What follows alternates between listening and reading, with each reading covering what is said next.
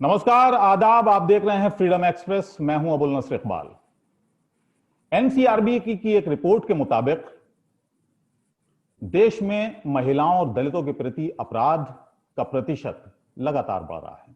साल 2019 की अगर बात करें तो उसमें 7% की वृद्धि हुई है। आज इसी पर चर्चा करेंगे और जो हाल फिलहाल में होने वाली घटनाएं हैं हम उनको भी शामिल करेंगे। हाथरस की घटना हो, बलरामपुर की घटना हो या राजस्थान में जो घटनाएं हुई हैं उनका भी हम जिक्र करेंगे। हमारे साथ खास मेहमान हैं।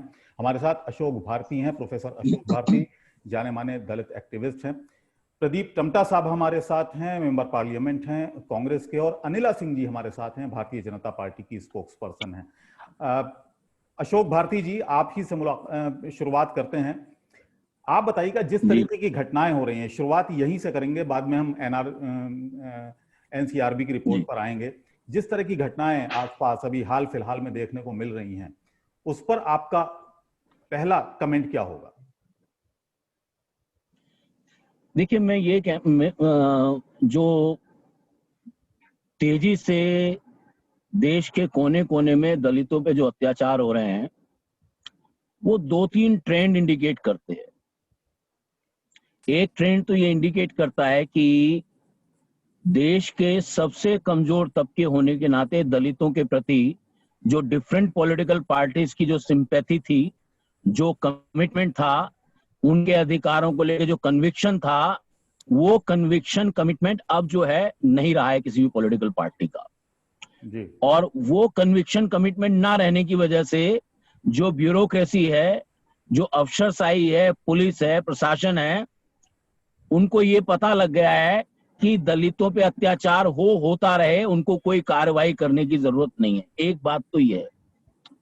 दूसरी बात ये है कि जो एक पॉजिटिव चीज है कि देश के दलितों में आजादी के पिछले 7-7.5 दशकों में, करीब 7.5 दशक अगले साल हो जाएंगे, 2 साल बाद हो जाएंगे जी।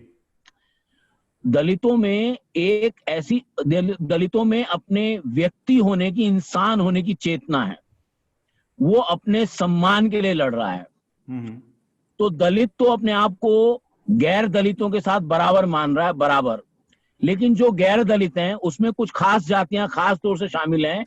वो अपने सामंती पीठ पे, जो सामंती उच्चता के स्तर पे जो बैठे हैं, वो अभी भी भारत के संविधान को जूतों के तले रौंदना चाहते हैं। वो अपने आप को इंसान के बराबर मानना नहीं चाहते। तीसरी बात जो मैं, अंतिम बात जो कहूंगा, क्योंकि बाकी लोग भी हैं, मुझे लगता है कि जब पॉलिटिकल पार्टी का जो दृष्टिकोण है वो पूरी तरह से सामंतवादियों के साथ मिल जाता है, तो वही होता है जो उत्तर प्रदेश में हाथरस की घटना में हुआ है, वही होता है जो राजस्थान में हो रहा है।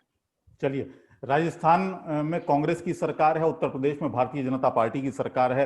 अनिला सिंह जी, आप बताइएगा, ये सरकार आई थी बेटी बचाओ बेटी पढ़ाओ के नारे के साथ, और बेटियों के साथ, दलितों के साथ, खासतौर से दलित बेटियों का मैं यहां पर जिक्र कर रहा हूं, उनके खिलाफ अगर आप अपराधों का ग्राफ देखें तो वो लगातार बढ़ा है। देखिए, सबसे पहली बात तो ये है कि किसी भी टीवी चैनल पे या किसी भी मीडिया के किसी भी माध्यम से या कोई व्यक्ति विशेष भी ये कहता है कि देश के प्रधानमंत्री जी ने नारा दिया था बेटी बचाओ बेटी पढ़ाओ, और यहाँ बेटियों के साथ बलात्कार हो रहा है, ये क्या हो रहा है जी? मैं कहती हूँ दोनों विषय अलग हैं। विषय कैसे अलग है? जब ये नारा दिया गया था बेटी बचाओ बेटी पढ़ाओ, तो ये नारा दिया गया था कि हमें मालूम है कि जो सेक्सुअल इनइक्वालिटी है बर्थ में, जन्म में, यानी कि बेटे ज्यादा पैदा हो रहे थे, बेटियां कम पैदा हो रही थी। तो प्रधानमंत्री जी ने कहा कि नहीं, बेटी को बचाओ, यानी आप अबॉर्ट मत कराओ, फीटल मर्डर मत करो, और उनको बचाओ, पढ़ाओ, आगे बढ़ाओ। तो अपराध के लिए कोई नारा नहीं दिया था? नहीं, अब मैं बोल रही हूँ ना, आगे बोलने का। जी, बताइए। देखिए, ऐसा है, देश के प्रधानमंत्री ने शुरुआत से, इसलिए नहीं मैं भारतीय जनता पार्टी से आ रही हूँ, मुझे प्रधानमंत्री जी की सोच जो है बिल्कुल पॉजिटिव लगती है, सकारात्मक लगती है। उनकी जो प्रायोरिटी लिस्ट है उसमें महिला जो है उनकी प्रायोरिटी पे आती है, इसलिए मैं बातें कर रही हूँ, नारी होने के नाते भी बातें कर रही हूँ। लेकिन जब उन्होंने इंस्टेंट ट्रिपल तलाक को हटाया, दिमाग में क्या था? कोई वोट बैंक पॉलिटिक्स तो नहीं थी, केवल ये था कि जो प्रताड़ित महिलाएं थी उनको न्याय मिलना चाहिए। जब शौचालय की बात हुई कि नहीं घर घर शौचालय होना चाहिए, उन्होंने कहा कि दिन भर बेचारी पेट में भी दर्द हो रहा है, बैठी हुई है, शाम को अंधेरे में जब खेत में जाती हैं तो पता चला है खींच ली जाती हैं, बलात्कार हो जाता है दुनिया भर का। आप कदम कदम पर देखिए किस प्रकार से महिलाओं को। चलिए मैं अभी हाल का ही जिक्र करता हूँ। हाथरस में घटना हुई, बलरामपुर में घटना हुई, वहां पर मुख्यमंत्री योगी आदित्यनाथ हैं, वो अपराधियों को ठोकने की बात करते हैं, लेकिन अपराधियों के हौसले किस तरह से बुलंद हैं। एक दलित लड़की को, एक दलित बच्ची की जबान काट ली जाती है, या उसको जिस तरीके से प्रताड़ित किया जाता है, उसके साथ गैंगरेप किया जाता है, ये घटना, इसका भी जिक्र कीजिए आप। बिल्कुल जिक्र करूंगी, बिल्कुल जिक्र करूंगी। और यहाँ पर आपने उत्तर प्रदेश की बात कर ली है, तो मैं उत्तर प्रदेश के बारे में ही कहती हूँ कि अगर आप एनसीआरबी के आंकड़े भी आप उठाएंगे तो उस जो अपराधीकरण है, महिला अपराधीकरण के विषय में मैं पहले बोल देती हूँ, फिर दलित के विषय में भी मैं बोलूंगी कि पहले से कमी आई है। अगर मैं बलात्कार का विषय भी उठा लेती हूँ, एनसीआरबी के आंकड़े, क्योंकि सब लोग एनसीआरबी को यहाँ पर दर्शाते हैं, तो उसमें दर देखी जाए बलात्कार की तो सबसे टॉप पे तो चंडीगढ़ है, फिर राजस्थान है जिसकी 15% दर है। उत्तर प्रदेश की तो 2.5 से 6% दर ही है केवल। यहाँ पर कमी आई है। उत्तर प्रदेश 24 करोड़ आबादी का प्रदेश का पूरा देश है। यहाँ पर कंपैरेटिव एनालिसिस करेंगे तो कमी आई है। दलितों के ऊपर जो जाति होती है उसमें भी आप देख लीजिए। पर दुर्भाग्य ये है कि जब मैं महिलाओं की बात करती हूँ, जब मैं दलित की बात करती हूँ, एक सोच सवाल होती है। देखिए, सवाल अनिला जी, सवाल ढोल गवार शूद्र पशु और नारी, ये सब मैं आपको जी बस टमटा जी से एक आप इस पर रिएक्शन ले लूंगा, उसके बाद जी प्रदीप जी आप बताएं। देखिए, जिस तरह आपने अभी जो हाल का घटनाक्रम है, अगर उसकी ओर चारों ओर देखें, जो एनसीबीआर के आंकड़े तो आपने बताई हैं, महिलाओं पर, बच्चियों पर, दलितों पर पिछले 3-4 सालों में देश भर में क्या कहते हैं अपराध के आंकड़े बढ़े हैं। आज ही की अगर टेलीग्राफ की रिपोर्ट देखें तो उत्तर प्रदेश में दलितों, बच्चियों पर और महिलाओं पर अत्याचार के, उत्पीड़न के, शोषण, रेप, हत्या के मामले में उत्तर प्रदेश में देश में सबसे बड़ा है। अगर इन पिछले 4-5 सालों के इतिहास क्रम को देखें तो इस समय देश के अंदर जो स्थिति है कि जो भी इस सरकार का विरोध करेगा, जो भी इस सरकार की नीतियों से पीड़ित होगा, उसके ऊपर जुल्म इंतहा बढ़ती जा रही है। तमाम तरह के डेमोक्रेटिक राइट्स पर हमला हो रहे हैं। सवाल दलितों का वो नहीं है, सवाल महिलाओं का ही नहीं है, सवाल आदिवासियों का ही नहीं है, किसान है, हर जगह आवाज को दबाने की कोशिश की जा रही है। अनिला सिंह जी का सवाल दूसरा था। अनिला सिंह जी का सवाल ये था कि राजस्थान का उन्होंने जिक्र किया या पंजाब का जिक्र किया कि वहां पर अपराध ज्यादा हैं। आपकी सरकार नहीं, अगर आज की आप डेली टेलीग्राफ की रिपोर्ट पढ़ रहे हैं, महिलाओं पर, बच्चियों पर और दलितों पर अत्याचार का प्रतिशत पिछले 2 सालों से 17-18 से लगातार उत्तर प्रदेश देश के टॉप में है। और उत्तर प्रदेश का आप देख ही रहे, हाथरस में लास्ट क्या कहते आग बुझी भी नहीं थी, बलरामपुर बात बुझी भी नहीं थी, 14 साल की बेटी के भदोई में किस ब्रूचल ढंग से रेप किया गया, मर्डर कर दिया। सवाल यह है कि इस समय यह हौसला क्यों बढ़ा है?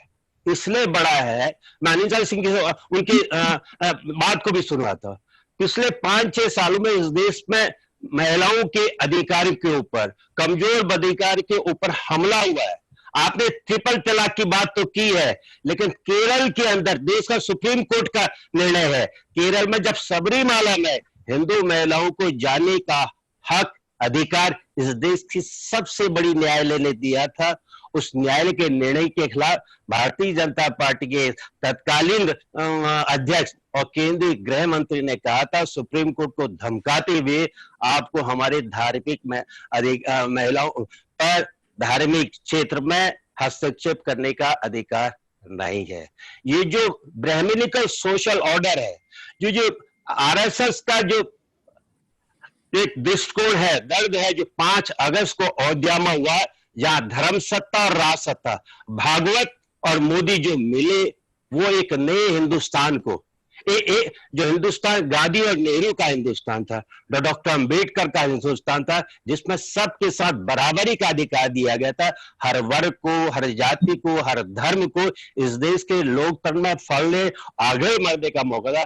आज उस पर बुनियादी हमला हो रहा है, इसलिए सब जगह जो कमजोर है उसका असर सबसे ज्यादा उस पर पड़ रहा है। मुझे लगता है कारण यह है कि जो वातावरण है, देश की सत्ता के जो मठाधीश लोग हैं, वो हमारे संविधान की मूल भावनाओं पर चोट कर रहे हैं। अनिला सिंह जी से जवाब लेंगे और फिर मैं अशोक जी के पास भी आऊंगा। अनिला सिंह जी, एक बात का जवाब आप दे दीजिए, और वो ये है कि आप कह रही हैं कि राज्य सरकार हो या केंद्र सरकार हो, उत्तर प्रदेश में जो सरकार है उसका भी आपने जिक्र किया, उन्होंने आपने कहा कि नियत साफ है और महिलाओं के प्रति जो नजरिया है वो भी साफ है। आखिर क्या ऐसी जल्दी वहां पर, जिस तरीके से हड़बड़ी में सब काम हुए वहां पर हाथरस को लेकर, कि वहां पर अंतिम संस्कार हड़बड़ी में किया गया, आधी रात को अंतिम संस्कार कर दिया गया, चेहरा तक उस बच्ची का उसके माँ बाप को या उसके परिवार को नहीं दिखाया गया, इसकी वजह क्या थी? देखिए, सबसे पहली बात तो ये है कि मैं प्रदीप टम्टा जी को सुन रही थी और जिस प्रकार से ये टेलीग्राफ और न्यूज़पेपर का हवाला देते हुए यहाँ पर बात कर रहे थे, और मैं हवाला देती हूँ एनसीआरबी आंकड़ों का जो बिल्कुल जेन्युइन होते हैं। तो यहाँ पर टम्टा साहब, दलित उत्पीड़न में कांग्रेस शासित राजस्थान नंबर 1 पर है, नंबर 1 पे है, जहां पर दलितों के ऊपर सबसे ज्यादा अत्याचार होते हैं। राजस्थान नंबर 1 पर है। देखिए अनिला जी, यहाँ पर नंबर 1, नंबर 2 पे उत्तर प्रदेश है, नहीं, नंबर 3 पे मध्य प्रदेश है। नहीं, गलत। मैं दलित महिलाओं की बात कर रहा हूँ, दलित महिलाओं का आंकड़ा देखिए आप। नहीं, 5वें या 6ठे नंबर उत्तर प्रदेश। यहाँ पर हम आंकड़ों की बात नहीं, देखिए अपराध हो रहा है अभी। बात करूंगी, चलिए बताइए, मुझे बोलने नहीं दे रहे हैं। ये बताइए। नहीं, बताइए आप। दूसरी बात यह है कि अभी प्रदीप टम्टा जी ने कहा कि महिलाओं के ऊपर उत्पीड़न में उत्तर प्रदेश जो है नंबर 1 है। हाँ जी, बिल्कुल है, मैं बिल्कुल नहीं नकारती हूँ। पर 2018 से लेकर 2020 में अगर आप मोलेस्टेशन के चार्जेस देख लीजिए, आप डाउरी डेथ्स को देख लीजिए, आप रेप्स को देख लीजिए, भारी कमी आई है। और मैं एनसीआरबी के आंकड़ों के ऊपर बोल रही हूं, मैं ऐसा नहीं कर रही हूं। दूसरी बात यहाँ पर है, आपने मुझसे हाथरस का विषय उठाया। हाथरस का वाकई में बहुत, सब बातें एक तरफ, और मैं लगातार हर चैनल पे ये बोलती आई हूं कि भाई जिस प्रकार से उस बच्ची का आधी रात में दाह संस्कार कर दिया गया, उस बच्ची का परिवार मांग रहा था कि हमें शव दे दो, हमें जो रीत रिवाज संस्कार जो करने हैं वो हम करना चाहते हैं, उनकी नहीं सुनी गई और आधी रात में दाह संस्कार कर दिया गया। वो बिल्कुल सही नहीं है। तो आपने कहा सरकार से अपनी, आपको क्या लगता है मैं यहाँ भारतीय जनता पार्टी की प्रवक्ता बनकर ही बैठी हुई हूँ ना, कोई हवाई जी। चेहरा आप सुबह से शाम तक देख लेंगे अलग अलग चैनलों पर, और मैं बिल्कुल बेबाक बोलती हूँ। आज मीडिया कर्मियों को अगर वहां मिलने नहीं दिया जा रहा तो मैंने बिल्कुल ठोक के बोला, गलत है, मीडिया कर्मियों को बिल्कुल मिलना चाहिए। 144 का ऑनर करते हुए मीडिया कर्मी जो भी मिलना चाहता मिले, जो नेता एक जाकर मिलना चाहता, हुजूम लेकर नहीं, ये फोटो ऑफ करते हुए नहीं, अगर मिलना चाहता, मदद करना चाहता, बिल्कुल अलाउ करना चाहिए। अशोक जी को शामिल करते हैं। अशोक जी काफी देर से सुन रहे हैं और आंकड़ों की यहाँ पर बात हो रही है कि कौन ज्यादा है कौन कम है। अशोक जी, आपका रिएक्शन क्या है? देखिए, मैं एक बात बताना चाहता हूं, हमने पिछले 25 साल के शेड्यूल कास्ट की एट्रोसिटीज के और शेड्यूल ट्राइब के एट्रोसिटी के आंकड़े इकट्ठे किए हैं जी। एक बात मैं जो ये बताना चाहता हूं, हाथरस की घटना इस बात का चश्मदीद गवाह है कि एट्रोसिटी के मुकदमे यदि दलित दर्ज कराने जाते हैं तो वो होते नहीं। कब होते हैं? जब पूरे देश में बवाल हो जाता है तब वो इकट्ठे होते हैं। यही बात तमाम पॉलिटिकल पार्टीज के शासन में रही है। हमारा आकलन ये है कि पिछले 25 साल में जो एट्रोसिटी हुई है वो जो है 9 लाख एट्रोसिटी हुई है अनुसूचित जाति जनजाति पर पिछले 25 सालों में। हमारा मानना यह है कि ये 9 लाख एट्रोसिटीज में करीब 90 लाख परिवार प्रभावित हैं। एक बात मैं कहना चाहता था, और इसमें मैं कांग्रेस और भाजपा और कोई कम्युनिस्ट पार्टी या कोई और पार्टी उसमें भेद नहीं करता हूं, मैं अकाली दल उसमें भेद नहीं करता हूं मैं। हमें ये समझना है, कांग्रेस को भी समझना है, भारतीय जनता पार्टी को भी समझना है कि अगर ये अत्याचार लगातार बढ़ रहे हैं तो इन पार्टियों के जो सामाजिक मंच हैं वो इन घटनाओं के खिलाफ मुखर क्यों नहीं है। फॉर एग्जाम्पल, करणी सेना है जी, ठाकुरों की सेना है। करणी सेना ने आज तक इस पर कोई बयान नहीं दिया। आरएसएस है, आरएसएस का कोई बयान नहीं है। विश्व हिंदू परिषद है, उसका कोई बयान नहीं है। बजरंग दल है, उसका कोई बयान नहीं है। मैं कह रहा हूं कि ये जो सामाजिक मंच, राजनीतिक दल जिसको समर्थन देते हैं, वो सामाजिक मंच क्या चक्की पीसने के लिए रखे हुए हैं, या जो पीड़ित लोग हैं, पीड़ित लोगों के ऊपर अत्याचार, उनको दबाने के लिए, धमकाने के लिए, डराने के लिए रखे हुए हैं। कंगना रनौत पर कुछ बात होती है तो करणी सेना मूछे तान कर आ जाती है, लेकिन जब हाथरस की दलित बेटी पे अत्याचार होता है, वो करणी सेना बलात्कार करने वालों के साथ क्यों खड़ी है? सवर्ण सुरक्षा परिषद बलात्कार करने वालों के साथ क्यों खड़ी है? हमें यह समझना है, हमारे देश को यह समझना है, यदि किसी भी कमजोर व्यक्ति पर अत्याचार होगा, आज वो दलित हैं, इस बात की क्या गारंटी है कि कल ठाकुरों पे नहीं होगा? ब्राह्मणों पे तो उत्तर प्रदेश में एकदम इतने बड़े पैमाने पे अत्याचार हो रहे हैं कि ब्रह्म हत्या तक के आरोप लग रहे हैं उत्तर प्रदेश में। चलिए, आपने गंभीर, तो मेरा मानना ये है, हमको ये समझना है, हमें ये समझना है कि जो सामाजिक मंच हैं उनकी क्या भूमिका है। राजनीतिक दल तो कुत्ते बिल्ली की तरह लड़ते रहेंगे, उनसे हमें कोई आपत्ति नहीं है, लड़ो, लेकिन सामाजिक मंच अपने मुंह में दही जमाए क्यों बैठे हैं? चलिए, एक गंभीर सवाल आपने उठाया और मेरा अनिला जी से भी यही सवाल होगा और प्रदीप जी से भी यही सवाल होगा। अनिला जी, एक वैलिड इन्होंने एक प्रश्न उठाया है अशोक जी ने, कि और उसको मैं थोड़ा सा अपनी तरफ से भी बता रहा हूं आपको कि हम कितने गंभीर हैं, हमारे जो पॉलिटिकल सिस्टम है, जो हमारे पॉलिटिकल पार्टीज हैं, वो कितनी गंभीर हैं। आमतौर से देखा यह गया है कि विपक्ष में अगर कोई पार्टी होती है और कोई घटना होती है तो वो बहुत बिल्कुल सड़कों पर उतरने का काम करती है। ये भारतीय जनता पार्टी भी करती है, कांग्रेस पार्टी भी करती है। लेकिन दरअसल हम कितने गंभीर हैं, हमारी पॉलिटिकल पार्टीज कितनी गंभीर है? एक महिला होने के नाते मैं आपसे जानना चाहता हूं, और आप कैसे आवाज उठाती हैं इस मामले? देखिए, अगर आपने जो मेरे से प्रश्न पूछा है, एक भारतीय जनता पार्टी की प्रवक्ता ना होने के नाते और एक महिला के रूप में अगर आपने मुझसे ये प्रश्न पूछा है, क्योंकि देखा है कि महिलाओं का जब विषय आता है तो पैन पॉलिटिकल पार्टी, चाहे वो कोई भी राजनीतिक दल हो, महिलाएं एक साथ आना पसंद करती है। और ये हमने पीछे देखा था जब विमेन रिजर्वेशन बिल के विषय उठाया था, तो पार्लियामेंट में जितनी भी अलग अलग राजनीतिक दल की जो मेंबर ऑफ पार्लियामेंट थी, सब इकट्ठा आई थी इस विषय पे। क्यों? बाबा साहब ने हमारे लिए बहुत ही अच्छा सुंदर संविधान बनाया। उसने सारे अधिकार भी डाल दिए, दलितों के लिए भी डाल दिए, महिलाओं के लिए भी डाल दिए, अल्पसंख्यकों के लिए भी डाल दिए। पर मैं पूछना चाहती हूँ, आज की तारीख में यहाँ चर्चा कर रहे हैं तो मैं, क्योंकि महिलाओं में महिलाओं का विषय पहले उठाती हूँ, क्या हमें वो अधिकार मिल गए? कानून बन गए, एक से एक अच्छा उम्दा कानून, कड़े से कड़ा कानून। जहाँ पे शरिया लॉ नहीं है उनका छोड़ दो, बाकी उसके बाद अगर कोई देश पहला नंबर आता है कानूनों में लेके, सख्त कानूनों को लेके, वो भारतवर्ष है। पर क्या बलात्कार रुक गए? 8 मिनट तो कहते हैं कि 8 मिनट में एक बलात्कार या 15 मिनट में एक बलात्कार। मैं कहती हूँ ये तो आप फॉर्मल देख रहे हो, इनफॉर्मल में चले जाओ, जो रजिस्टर्ड नहीं होते, हो सकता है हर 5 मिनट में 2 मिनट में बलात्कार हो रहा होगा, जिनकी FIR ही नहीं होती। ये कानून जो है सिस्टम फेलियर है, यहाँ पे सिस्टम फेलियर है। ये क्यों है? मेरा सवाल यही था, ये सिस्टम फेलियर, मेरा सवाल यही था आपसे कि ये सिस्टम फेलियर जो है वो क्यों है? क्योंकि ये आइसोलेशन में नहीं देख सकते। मैं आपको बताऊं, यहाँ पे जिम्मेवार जो है डेफिनेटली पॉलिटिकल, ठीक है, एक राजनीतिक दल है, चाहे कांग्रेस हो चाहे भारतीय जनता पार्टी हो, मजबूत कानून लेकर आ जाते हैं। अब वो कानून आ गया, अब कोई भी गुनाह होता है, अपराध होता है, थाने में रजिस्टर हो गया, अब वहां पे थाना, लोकल पुलिस प्रशासन भी है, जेल में भी चले गए, अब मुकदमा लटकता रहता। फास्ट ट्रैक कोर्ट, 6 महीने में मुकदमों का डिस्पोजल होना चाहिए, सालों हो जाते, कोई मतलब ही नहीं है फास्ट ट्रैक कोर्ट का। तो चाहे वो समाज है, चाहे वो जुडिशियल सिस्टम है, चाहे पुलिस लोकल प्रशासन है, मैं तो सबको जिम्मेवार मानती हूँ। दलितों का विषय।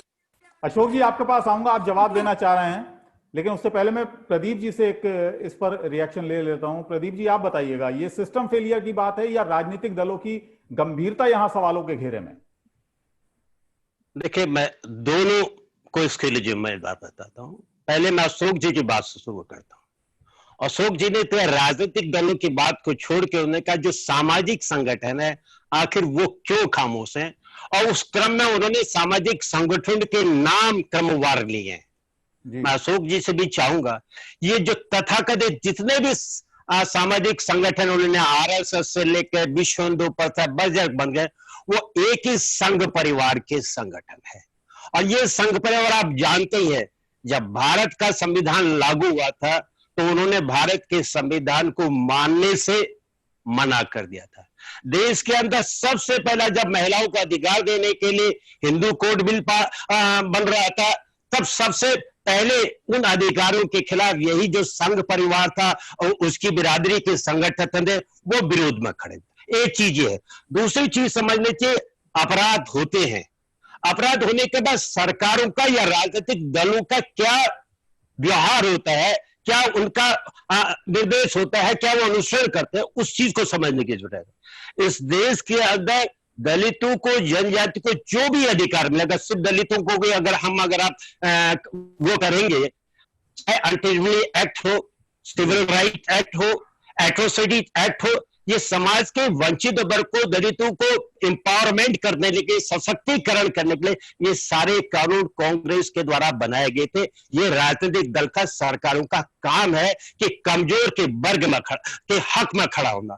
और वहीं अगर इन पिछले 5 सालों में देखें कि लगातार केंद्र की बैठी हुई मोदी सरकार ने जो इस देश के संवैधानिक अधिकार से सबसे पहला चोट उसी पे करने की कोशिश की। अगर आपको याद हो कि सुप्रीम कोर्ट के बहाने के जरिए अनुसूचित जाति जनजाति एक्ट जो एक बहुत बड़ा क्रांतिकारी कदम स्वर्गीय प्रधानमंत्री राजीव गांधी के समय में था उसको डायल्यूट करने की कोशिश की गई। अनिला सिंह जी कुछ कहना चाहेंगे? देखिए, मैं आशा नहीं कर रही थी कि इतने सीजन्ड पॉलिटिशियन है प्रदीप टमटा जी, मैं बहुत का, उसके बाद भी इस प्रकार से तोड़ मरोड़ के घुमा कर मैं कोई तोड़ मरोड़ नहीं रहा हूं। नहीं प्रदीप जी, मैं आपके बीच में नहीं बोली थी, मैं आपका सम्मान करती हूँ, कृपया करके मैं भी इस प्रकार की डिसेंसी आपसे एक्सपेक्ट करूंगी।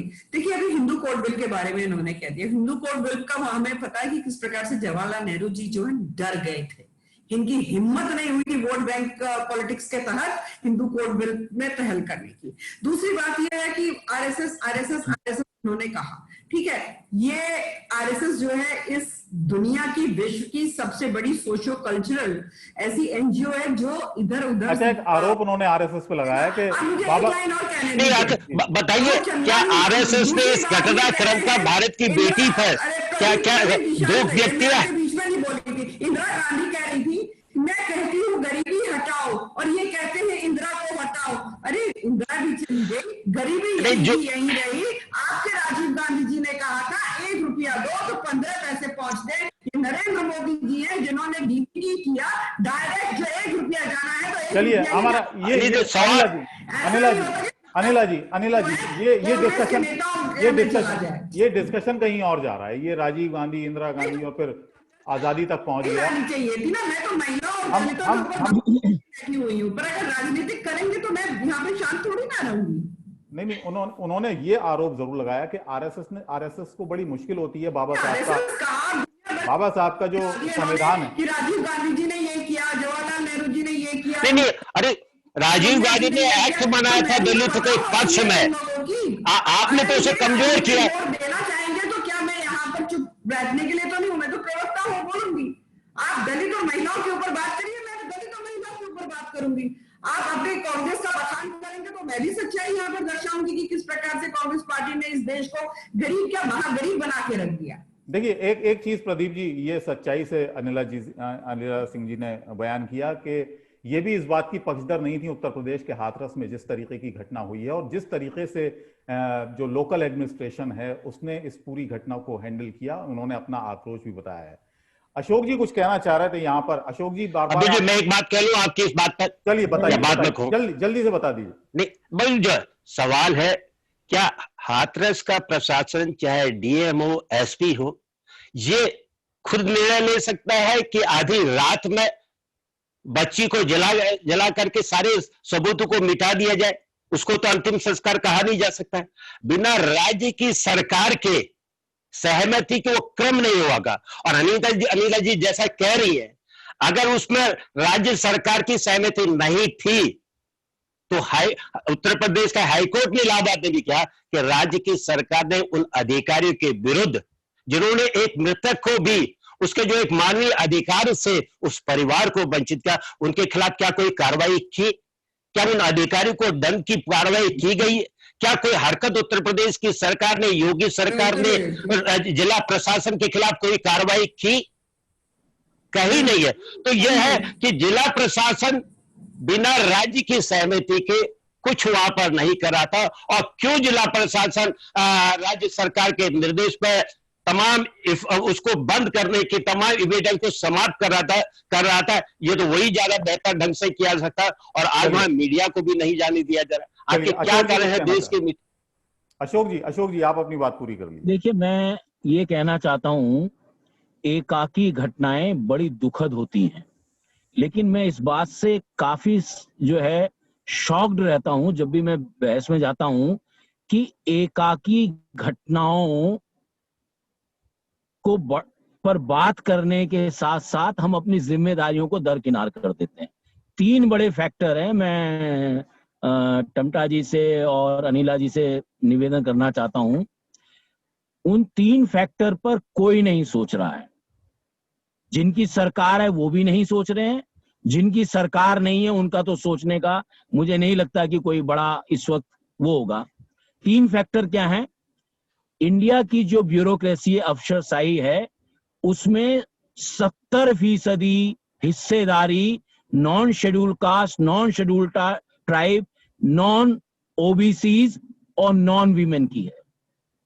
70%। एक बात। दूसरी बात, जो लॉ एंड ऑर्डर मशीनरी है उसमें ओवरवेलमिंग मेजॉरिटी जो है non schedule caste, non schedule tribe, non OBC और मैन की है। जुडिशरी उसमें प्रेसिडेंट जो शेड्यूल कास्ट की तो सवाल ही नहीं उठता, शेड्यूल ट्राइब की तो, शेड्यूल ट्राइब का तो अभी तक जज ही नहीं होते हैं, तो ये जो 3 बड़े ढांचे हैं जिनका काम है कि कोई भी कानून बने उसको लागू करने की जिम्मेदारी जिनकी है, इसमें वो सारे लोग बैठे हैं जो दलितों के खिलाफ हैं, आदिवासियों के खिलाफ हैं, ओबीसी के खिलाफ हैं, महिलाओं के खिलाफ हैं। जब तक ये ढांचा ब्यूरोक्रेसी का, लॉ एंड ऑर्डर मशीनरी का और जुडिशरी का बना रहेगा, मुझे लगता है हम मनीषा जो लड़की जो हाथरस में मरी, हाथरस में जिसकी साथ बलात्कार हुआ, हत्या हो गई, बलरामपुर में जो केस हुआ, इटावा में जो केस हुआ, जो भदोही में केस हुआ, राजस्थान में जो केस हुए, उनको हम न्याय नहीं दिला सकते।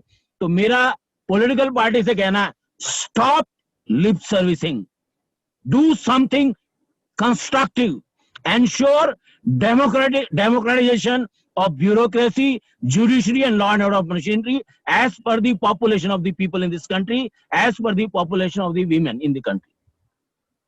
चलिए बहुत बहुत शुक्रिया। अनिल जी बताइए, अनिला जी बताइए। मैं बस एक बात कहना चाहती हूँ। शॉर्ट जी, जो है बहुत, he is a very well read person, मैं बहुत सम्मान करती हूँ। अक्सर हम टीवी डिबेट्स पे भी शेयर करते हैं। इन्होंने राजनीतिक दलों के विषय में कहा। मैं यहाँ पे एक बात कहना चाहती हूँ, अभी हाथरस का विषय आया, ठीक है, राजस्थान का भी विषय आया, पर हमेशा अपने आप को दलित की बेटी कहती है। मंच पर खड़े होकर भी उन्होंने हमेशा दलितों के वोट मांगे कि मैं दलित की बेटी। एएनआई को बाइट दी है बस, उसके अलावा कुछ नहीं किया। मैं ये पूछना चाहती हूँ कि जो लोग ऑलरेडी ऐसी डिसाइसिव पोजीशंस पे बैठे हुए हैं, आप एक पॉलिटिकल पार्टी को हेड करती हैं, आप कितनी बार यहाँ पर उत्तर प्रदेश में मुख्यमंत्री के रूप में आप यहाँ पर रही हैं, आपने दलितों के लिए क्या किया? इनके टाइम पे सबसे ज्यादा दलित बेटियों के साथ बलात्कार हुए हैं, उसका उत्तर नहीं देते। देखिए, विडंबना यह है कि जो गद्दी पर बैठ गया फिर तो उसको कुछ समझ में नहीं आता कि मैं वाकई में दलित हूं, कि मैं पिछड़ा हूं, कि मैं क्या हूं। वो सोचना बंद कर देते हैं। तो यहाँ तो मायावती जी दलित भी हैं, महिला भी है, उसके बावजूद भी इन्होंने क्यों नहीं काम किया। प्रियंका वाड्रा जी जो है यहाँ यमुना एक्सप्रेस वे पे जाम लगा दिया, अरे 2 कदम चली जाती उधर राजस्थान की तरफ। हमें भी अच्छा लगता है कि वाकई में एक ऐसी महिला चलिए टंटा जी जवाब देंगे इस बात पार्टी लाइन से ऊपर बात करती है। हाथरस जा रही थी राजस्थान क्यों? मैं एक मूल जो जी अब्दुल जी, मैं उस सवाल से शुरुआत करूं, अगर मुझे बोलने दें। जवाब देने दीजिए। जी देखिए, जो मूल सवाल अशोक जी ने उठाया उससे मैं पूरी तरह से सहमत हूं, और लेकिन उनसे एक चीज भी पूछना चाहता हूं। यह जरूर है इस समय इस देश की ब्यूरोक्रेसी की जो टॉप सोर्स है जहां निर्णय होते हैं, उनमें अनुसूचित जाति, जनजाति, पिछड़े वर्ग, अल्पसंख्यक प्रतिनिधित्व नहीं है। और इसी को मजबूत करने के लिए हमारे जब सरकार थी, यूपी 1 की सरकार थी, हमने एक राष्ट्रीय कानून संविधान संशोधन बिल ला करके एक सुप्रीम कोर्ट के निर्णय को, नागराज के निर्णय को अप्रभावी करने के लिए इस देश के उच्च स्तर में भी अनुसूचित जाति और जनजाति के लोग अपना प्रतिनिधित्व करें। आरक्षण में प्रोन्नति के कानून लेकर संविधान संशोधन लेकर आई थी। राज्यसभा में वो बिल पास हुआ था, सबकी सहमति से भारतीय जनता पार्टी ने भी उसमें सहयोग किया था। लेकिन लोकसभा में आते आते तमाम भारतीय जनता पार्टी सहित लोग पीछे हो गए। हमने फिर अभी कहा, हमारी नेता सोनिया गांधी ने, राष्ट्रीय अध्यक्ष ने खुद प्रधानमंत्री मोदी को उनके पहले कार्यकाल में लिखा, आज की जरूरत है, आज की जरूरत है संवैधानिक संशोधन में, आरक्षण में, प्रमोशन में आरक्षण को लागू करना चाहिए। अगर वो अधिकार मिलेगा तभी तो इन वर्गों के लोग टॉप पोजीशन तक आएंगे। उसको आज तक सरकार ने अनुसुना कर दिया है। सवाल जहां तक है हाथरस की बात के, हाथरस में तो जघन्य रूप से अपराध हुआ है। उस बच्ची को जब जिंदे जिंदे थी तब तो हत्या की गई है, मरने के बाद भी उसकी हत्या की गई है। चलिए, उसको उसका दाह संस्कार नहीं कहा जा सकता है। वहां तो बिना परिवार के सहमति के आपने अंधेरे में उस लाश को दफन कर दिया, जला दिया था। भारतीय संविधान की ऐसी धज्जियां कभी नहीं उड़ी।